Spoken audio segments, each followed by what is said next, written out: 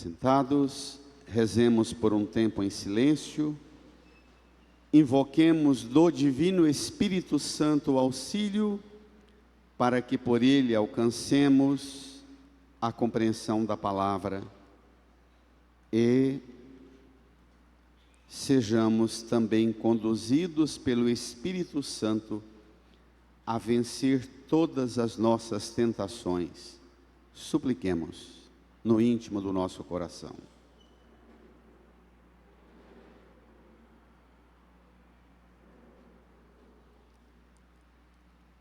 Amém.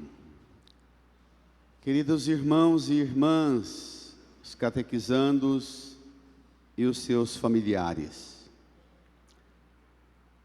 na quarta-feira passada nós fomos introduzidos no caminho para a Páscoa, ao receber as cinzas e escutar de Jesus, para que nós vivamos esse tempo de preparação para a Páscoa, não conduzidos pela força da hipocrisia religiosa, na forma de rezar, a hipocrisia na relação com a sociedade, com os nossos bens, na forma de dar esmola, de praticar a justiça social e viver vencendo a hipocrisia pelo nosso modo de praticar o jejum.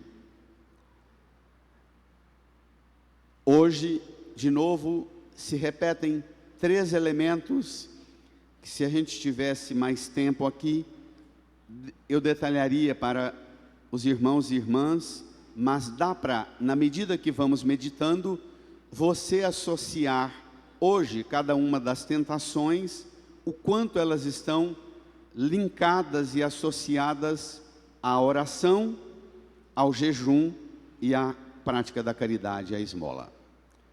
Você tem aí no seu folheto o número 10, tome lá, o Evangelho de Mateus, capítulo 4, versículo 1 a 11.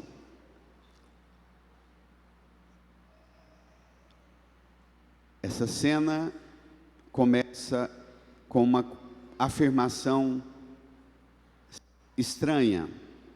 Vamos lá? Naquele tempo, o Espírito conduziu Jesus ao deserto para ser tentado pelo diabo. O Espírito conduziu Jesus ao deserto para ser tentado. O Espírito com E maiúsculo. Esta cena aqui do Espírito conduzindo Jesus ao deserto, ela acontece imediatamente depois da cena e do relato do batismo de Jesus. Imediatamente após o relato do batismo, só tem um ponto e já salta para o versículo 1 do capítulo 4. Jesus sai da água ao ser batizado, o Espírito Santo pousou sobre ele, permaneceu sobre ele, o céu se abriu, do céu veio uma voz que disse: Tu és meu filho amado, em ti ponho o meu bem-querer. Lembram? Há uns domingos atrás nós vimos isso. Aquele mesmo Espírito que, de uma forma esplendorosa, a expressão da teologia é a teofania, a manifestação da glória de Deus lá no Jordão. Agora o Espírito conduz Jesus ao deserto para enfrentar as tentações. Isto é quase assustador, mas tomemos o que vem, versículo 2. Jesus, leiam, jejuou durante 40 dias e 40 noites, e depois disso teve fome. Pronto, Jesus jejuou durante 40 dias e 40 noites. Depois disso teve fome. Que significa Jesus levado ao deserto para ser tentado, fazer jejum e sentir fome? O núcleo de toda tentação, diz o nosso Papa, já falecido, o Papa Bento XVI. O núcleo de toda tentação consiste em apresentar-nos Jesus na sua missão e na forma mais plena que só vai ser esclarecido e iluminado pela cruz. A missão de Jesus consiste em descer aos perigos do homem, porque só assim pode o homem caído ser levantado por Jesus. Jesus deve, isso pertence ao cerne de sua missão, penetrar no drama da existência humana, atravessar a nossa existência até o último fundo, para encontrar-nos lá, ovelha perdida, caída no abismo de nossos pecados e nossas tentações, colocar-nos nos seus ombros e levar-nos de volta face a face com o Pai. A história das tentações mantém, assim, uma estreita relação com a história do batismo, na qual Jesus se solidariza com os pecadores. Jesus não cometeu pecado. Para ser batizado, ele não tinha do que ser limpo. Ele é tentado a que, se ele é Deus e é todo graça, é todo bênção. Ele é Deus, mas ele é verdadeiramente humano. Ele é tentado para atravessar o abismo da existência humana. Ele está no deserto, sem água, sem comida, com jejum e oração durante 40 dias e 40 noites. Sente fome.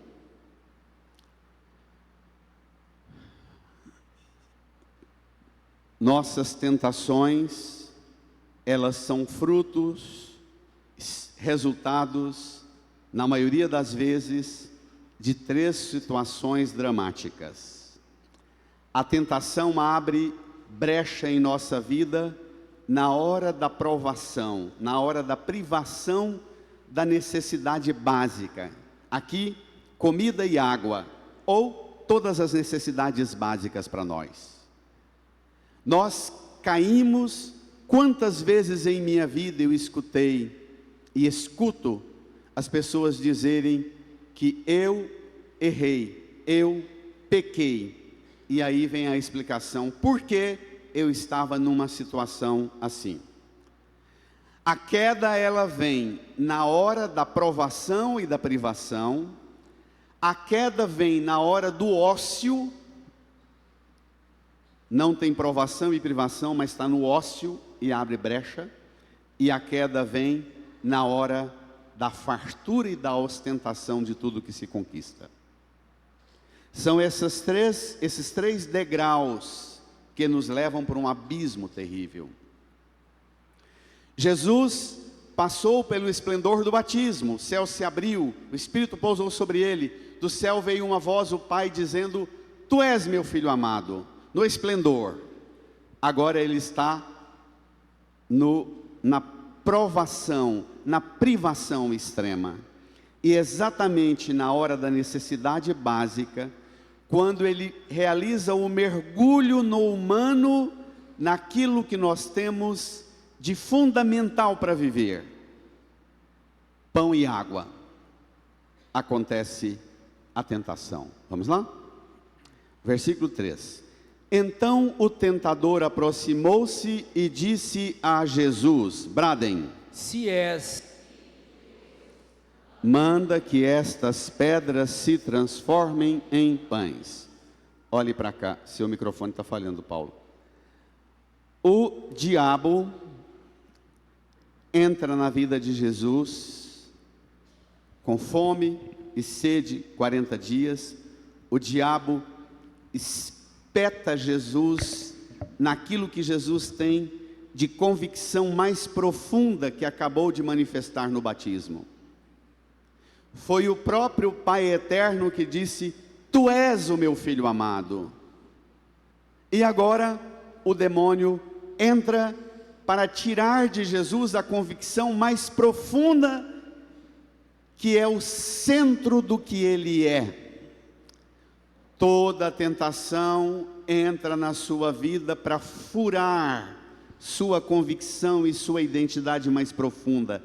É espinho na carne para dizer a você assim: se você veio a este mundo, você tem direito de ser feliz, você tem direito de... E aí vem as provações e as tentações todas. O diabo tenta tirar de Jesus aquilo que é, e de nós.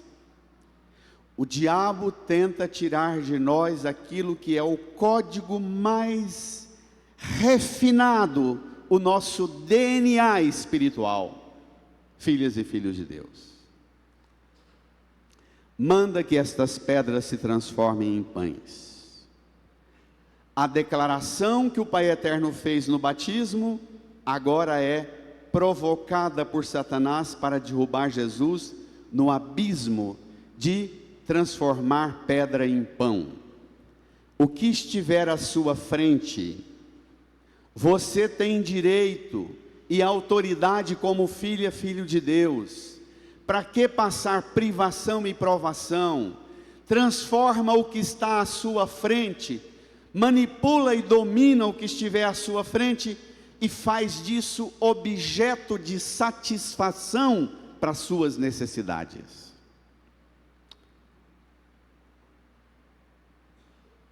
A gente nunca escuta um corrupto confessar: eu sou corrupto, eu pratiquei corrupção. Mas todos os corruptos corrompem, sonhando pegar os recursos da corrupção para fazer festa e celebrar a alegria de viver bem e de ostentar uma vida de bênção, com muita comida, muita bebida e muitas farturas. Bento XVI, no livro Jesus de Nazaré, ele dedica um capítulo maravilhoso, o capítulo 2, às tentações de Jesus. É uma obra teológica esse capítulo, que não vale ler uma vez só. Essa semana mesmo eu li mais de 5 vezes. É algo para um mergulho e uma ocasião de uma revisão de vida profunda. O que é que as provações e privações e as tribulações na vida acionam em mim um dispositivo que me autorizam e me liberam para colar na prova na sala de aula, para fazer um trabalho sem nenhum esforço de pesquisa, mas indo na internet e usando a IA? O que é que a sedução me faz tirar vantagem dos acessos que eu tenho para transformar pedra em pão? Daqui a pouco a gente volta a essa tentação, porque a segunda está intimamente ligada a essa. Desculpem. Manda que essas pedras se transformem em pães. Versículo 4. Mas Jesus respondeu: está escrito, brada, não só de pão vive o homem, mas de toda palavra que sai da boca de Deus. Jesus se recusa a transformar pedra em pão para nos ensinar que o jejum, que as tribulações e provações em nossas vidas, as privações, são uma extraordinária ocasião para que a gente descubra e perceba outras fomes que nós precisamos ter, outras sedes que nós precisamos ter. Jesus diz ao demônio o que ele diz para nós já nas bem-aventuranças: bem-aventurados os que têm fome e sede de justiça e não de vingança. Deixar de comer, privar-se do alimento para ativar o seu corpo, a provocar o seu corpo e olhar para você dizendo: a atenção que eu dou, a regulação de comer só o que eu gosto, na hora que eu gosto, do jeito que eu gosto, e toco a minha vida a serviço da minha satisfação imediata, que outras coisas eu não poderia negociar jamais para ter comunhão com Deus? Essa a questão. E nós negociamos, porque muitas vezes nossa relação com Deus é apenas buscar um Deus que nos dê o pão à hora do nosso desejo ou da nossa necessidade, mais nada. O diabo propõe a Jesus: transforme pedra em pão. Não se assustem com o que eu vou falar, é pesado. Talvez haja, o juízo generalizado é perigoso, talvez haja, mas eu imagino que não tenha, alguns de nós aqui, que precisamos hoje transformar pedra em pão para satisfazer nossa necessidade básica. Hoje a nossa tentação é mais grave. Hoje nós transformamos pão em lixo. Se voltar para nossa casa e olhar a sobra do almoço, se abrir nossa geladeira e nossa despensa com as coisas que vencem, se abrir o pacote, o nosso lixo, e ver lá o iFood que nós pedimos, e a gente só dá uma beliscada e fala: isso aqui não está legal não, e vai para o lixo. Hoje, mais do que transformar pedra em pão, nós andamos por aí transformando pão em lixo. Isso existe, gente? Existe? Nossa situação é mais crônica, nossa realidade de pecado é mais grave. Nós temos uma realidade muito de responsabilidade. Diz São João Crisóstomo: o pão que você joga fora é o mesmo pão que clama e geme o seu irmão que passa fome. O pão que você desperdiça é o pão que você roubou da mesa do irmão que passa fome, diz São João Crisóstomo. Nós estamos falando de século II, século III, estamos falando de agora, de pauta ou que não, estamos falando de começo do cristianismo. Daqui a pouco voltamos a isso. Versículo 5. Então o diabo levou Jesus à cidade santa. Leamos. Colocou-o sobre a parte mais alta do templo. Vai. Ele disse: de novo. Se és filho de Deus, lança-te daqui abaixo, porque está escrito: Deus dará ordens aos seus anjos a teu respeito, e eles te levarão nas mãos, para que não tropeces em alguma pedra. O diabo levou Jesus à cidade santa, até a parte mais alta do templo, o pináculo do templo, ou a cumoeira do templo, e falou para Jesus citando a Bíblia. O diabo sabe onde está a cidade santa, sabe onde está o templo, frequenta o templo, sabe onde é a parte mais alta do templo, e o diabo sabe a Bíblia de cor. Salmo 90, 91, dependendo da numeração.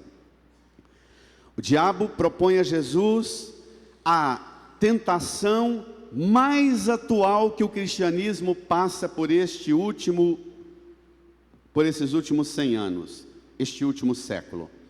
Qual é a proposta do demônio? Você, ao invés de vir para a igreja, escutar a palavra de Deus e buscar a palavra de Deus para sua conversão, o seu aperfeiçoamento, a correção dos erros, dos vícios, da acomodação da sua vida, você, ao invés de vir para a igreja para refletir e enfrentar um modo de transformar sua vida e buscar transformar o mundo, o diabo propõe para nós sempre: transforme o templo num lugar de aventura, de sensações arrepiantes. É aquela lógica: eu gosto, se a missa não me fizer arrepiar, não me fizer chorar, não me fizer emocionar, não é missa. Igreja, para ser igreja, tem que me fazer arrepiar, emocionar, chorar e esquecer a realidade. O diabo propõe a Jesus: lança-te lá do alto, aqui para baixo, para vocês pais e mães e vocês adolescentes. Vivam como se tivessem asas de anjos, se aventurem. E o diabo transforma a palavra de Deus numa armadilha. Não, ele sugere que nós não usemos a palavra de Deus para orientar nossa vida, mas para que nós usemos a palavra de Deus para sequestrar e fazer Deus refém das nossas vontades aventureiras.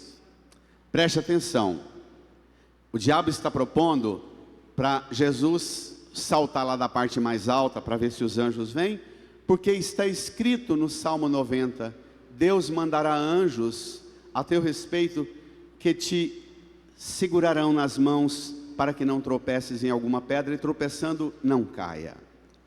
O que é isso, gente? Esqueça a sua responsabilidade. Viva a sua liberdade sem responsabilidade. Esqueça a lei da gravidade, a lei da velocidade, a lei da norma, do cuidado e do zelo que você tem que ter com você. Lança-te daí para cá.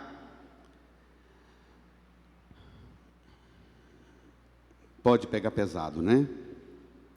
O diabo está propondo a Jesus, que não é a Jesus, é a nós, porque nós caímos, Jesus não cai. O diabo propõe a nós: transforme o templo e a religião num lugar de aventura arrepiante e emocional. Façam da religião o lugar da sensação, do show gospel ou do show católico. Muitas vezes nós padres não somos mais pregadores do evangelho e anunciadores de um caminho de conversão e de transformação da vida e do mundo, segundo a vontade de Deus, mas a gente traz o povo para a igreja e diz: feche os olhos, esqueça lá fora e põe-se na presença de Deus e voa com as suas emoções. E o povo ama esse delírio. Qual é o nome dessa tentação? Na literatura clássica, a gente chama isso de pão e circo. Na verdade, na literatura clássica mesmo, no latim, é pão e jogos. Porque é a arena do espetáculo dos jogos. Transforme a religião e a relação com Deus em prazer imediato. Põe tudo a serviço da sua satisfação e do seu prazer e da sua emoção. Reduza a religião a isso. Nós padres, se a gente toca nos problemas do mundo e da sociedade, as pessoas se ofendem porque elas querem que nós façamos uma pregação que faça a gente esquecer dos problemas e da realidade. Façamos do templo o lugar da aventura espiritual e mágica. As duas tentações estão muito próximas. Jesus se recusa a fazer e a recorrer às forças espirituais para fins terrenos. Transforma a pedra em pão. O diabo propõe: use das necessidades para dominar politicamente o mundo. O que o marxismo propôs para nós? O marxismo propôs que daria pão para todos os homens e mulheres e a mesma medida de pão para todo mundo, que podia inclusive dispensar a religião, dispensar Deus, acabar com esse negócio de religião e de fé, que isso é uma alienação. Mais importante é ter uma organização de sociedade que dê pão para todo mundo. O capitalismo propõe uma outra aventura. Mais importante que pão para todo mundo é liberdade. Use a sua liberdade. E é preciso ter liberdade, pagar o preço de ser livre.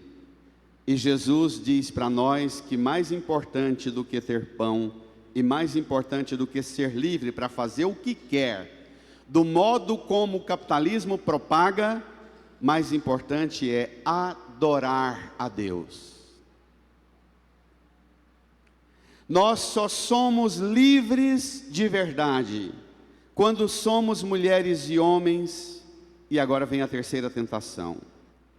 Mas antes dela, no versículo 7, a proposta do demônio: lança-te daqui para os anjos te pegarem.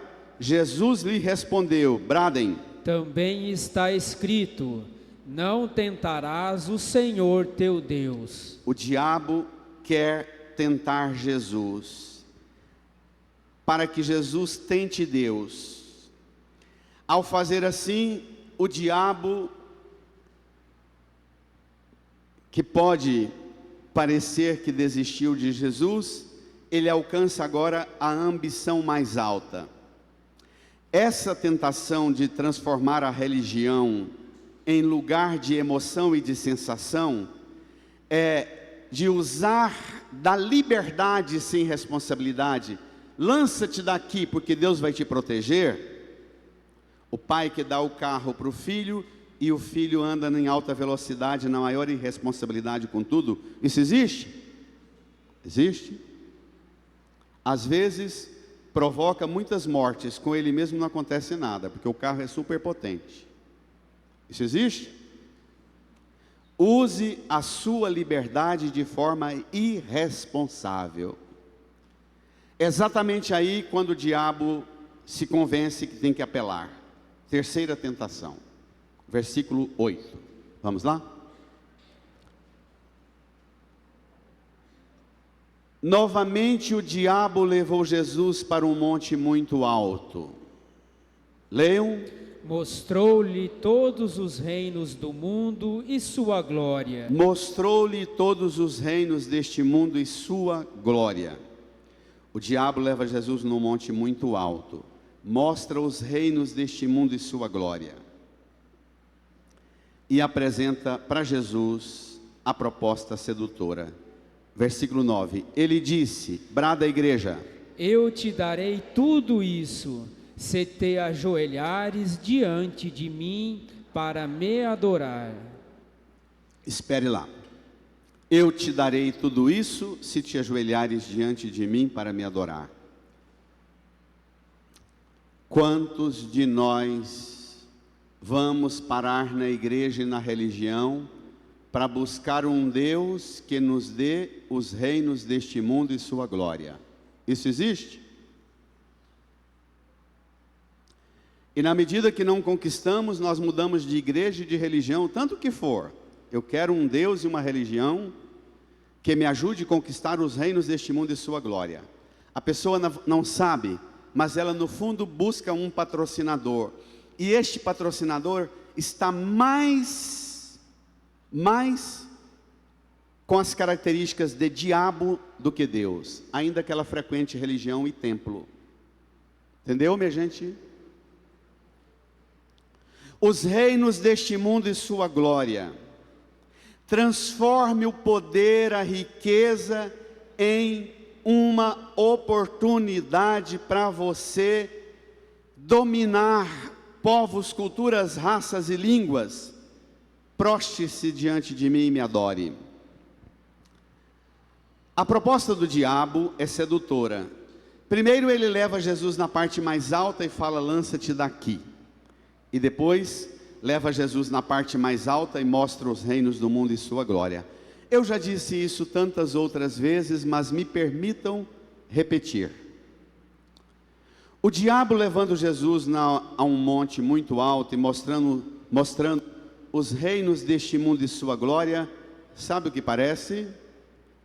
Aqueles programas de televisão da madrugada, em que tem os padres e os pastores levando as pessoas a dizer, olha, você que está aí lascado na vida, não consegue nada, trabalha e não conquista nada, você vai assistir agora um testemunho de um irmão que estava assim, morava na casa dos outros, não tinha nada, não tinha emprego, mas desde o dia que ele entrou aqui e começou a dar o dízimo, olha o que ele conquistou.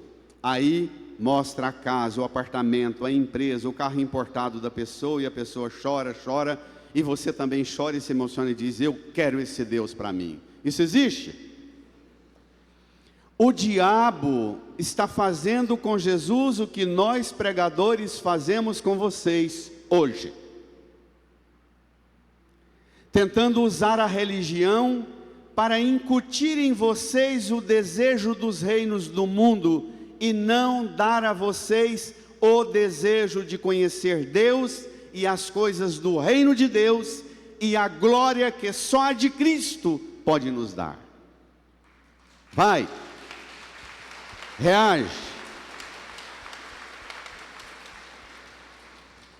Bento XVI diz assim, unindo a segunda tentação com a terceira tentação. Olhe para a cruz, por favor. Olhe para a cruz. Contemple o que Bento diz. O diabo propôs a Jesus o salto. Jesus não se atirou do alto do templo e nem prostrou-se diante do demônio com o demônio no alto de um monte. Ele não saltou para o abismo.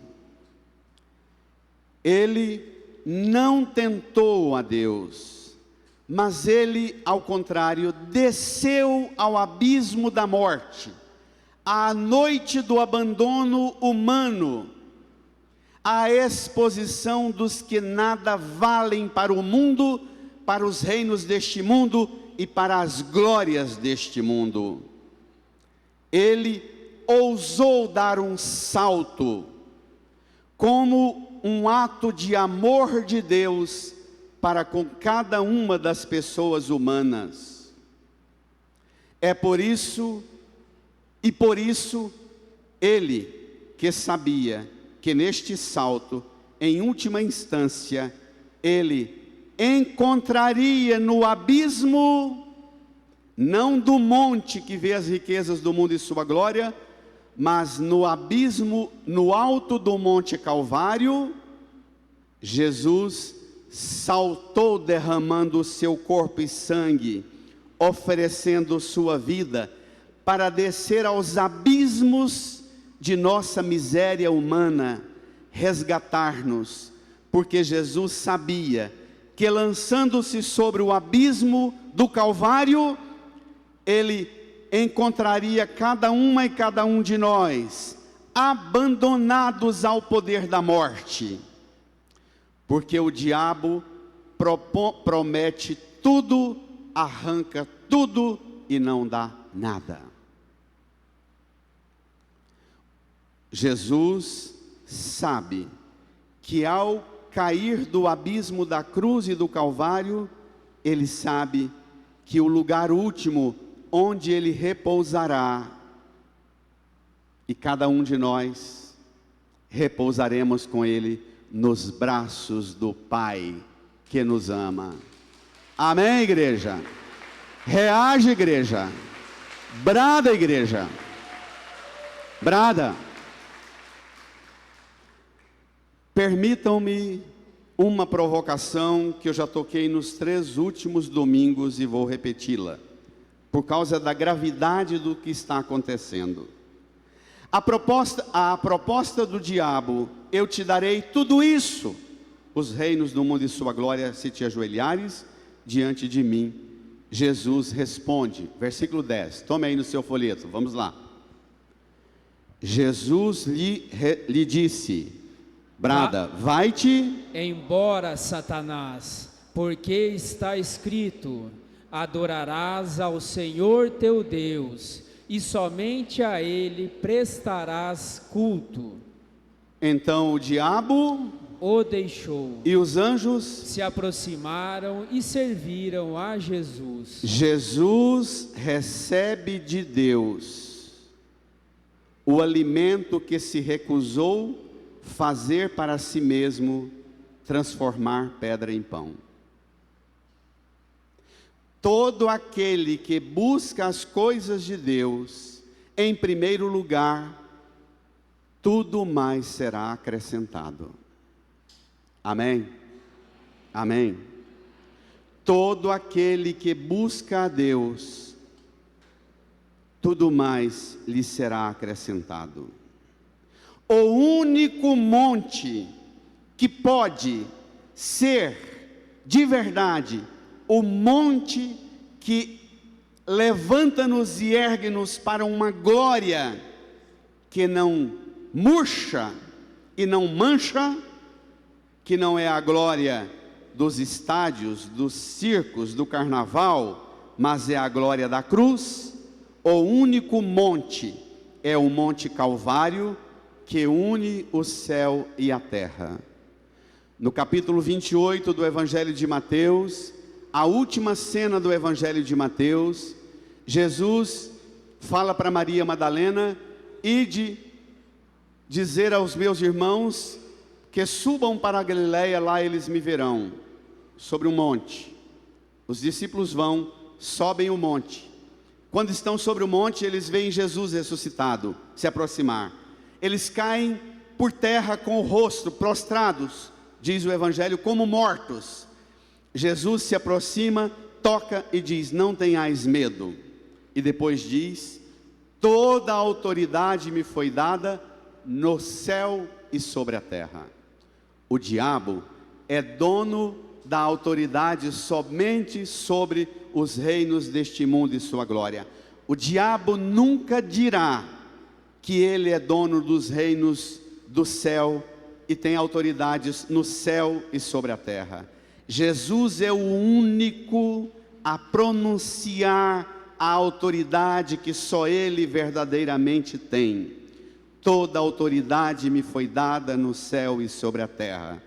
E a nós ele diz: quando rezardes, dizei: o pão nosso de cada dia nos dai hoje, perdoai-nos as nossas ofensas, não nos deixes cair em tentação, livrai-nos do mal.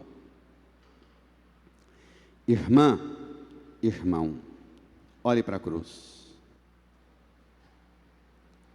Também hoje a igreja e os cristãos somos seduzidos a transformar a religião no lugar de manipulação das massas, a fazer da religião pão e circo, inclusive para nos enriquecer a nós, os líderes religiosos, às custas de passar medo nas pessoas, medo do diabo, e às vezes até passar medo de Deus também.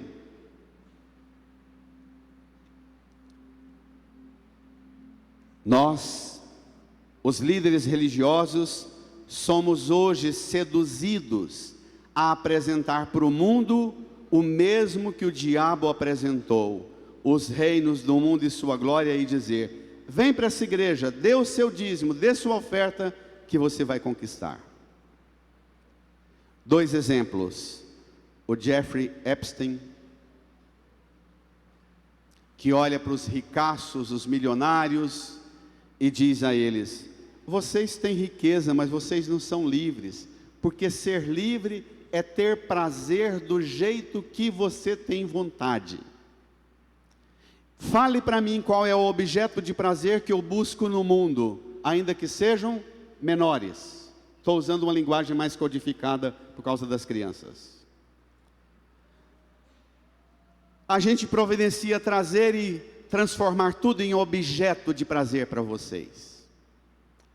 Mas nós temos aqui ainda um caso mais emblemático: o Vorcaro, que indo nas igrejas evangélicas que pregavam o evangelho da prosperidade, o evangelho do homem vitorioso, da mulher vitoriosa, do homem de sucesso, do homem abençoado, o Vorcaro começa a dizer para os pastores: deixa eu administrar o dinheiro de vocês.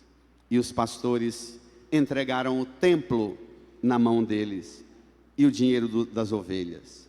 Não só, ele pega e faz exatamente o que só Satanás dá conta de fazer: vai envolvendo todo mundo numa teia de pecado e de morte. Envolve de pastores, pregadores do evangelho, até homens da justiça, do Supremo Tribunal, parentes de homens da justiça para envolver todo mundo, já põe no meio o crime organizado, envolve todo mundo, e já põe os políticos juntos e transforma o banco em financiador de campanha. E Jeffrey Epstein e Vorcaro são exatamente a personificação do que Satanás pode fazer conosco, pregadores do Evangelho. Está claro? Está claro? Não nos iludamos. Não nos iludamos.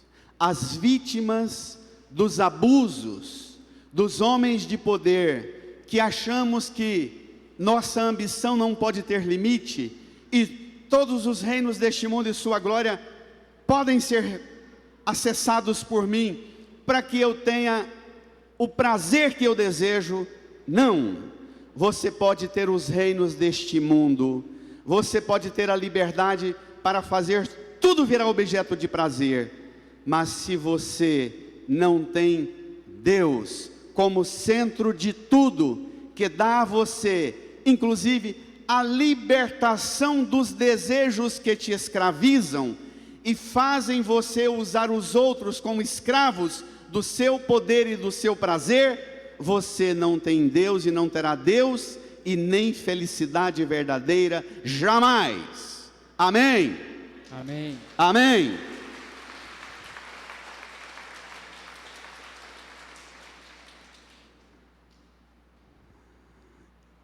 Incline a sua cabeça.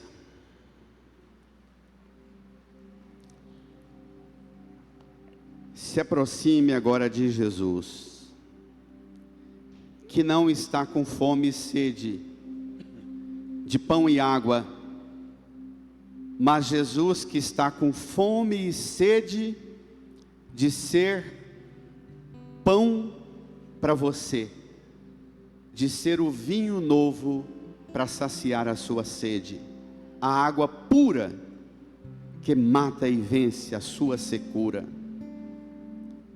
Jesus que não transforma pedra em pão, mas transforma o corpo dele em pão e o sangue dele em bebida, para curar nossa secura e nossa fome, mesmo na fartura, mesmo na abundância, sentimos um vazio tão grande, que a fartura que conquistamos dos bens materiais não é capaz de aliviar este vazio que nos habita.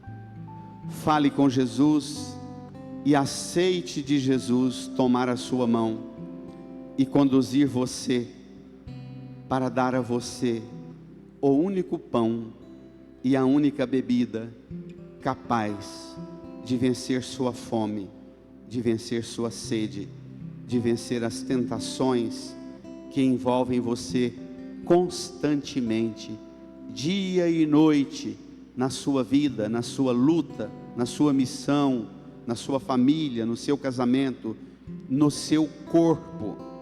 Fale com Ele e renove sua aliança com Ele.